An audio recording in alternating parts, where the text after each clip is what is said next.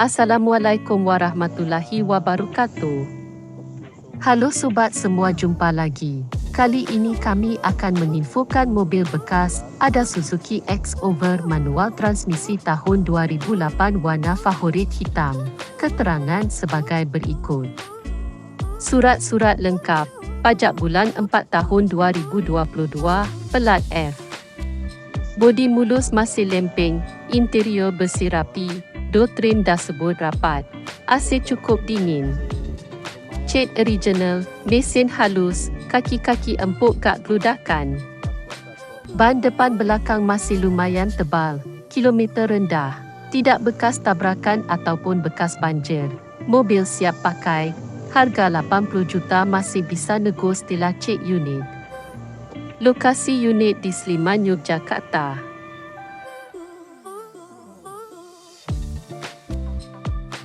Sekian dulu info dari kami. Semoga bermanfaat. Bila suka dengan informasi dari kami, silahkan subscribe. Terima kasih.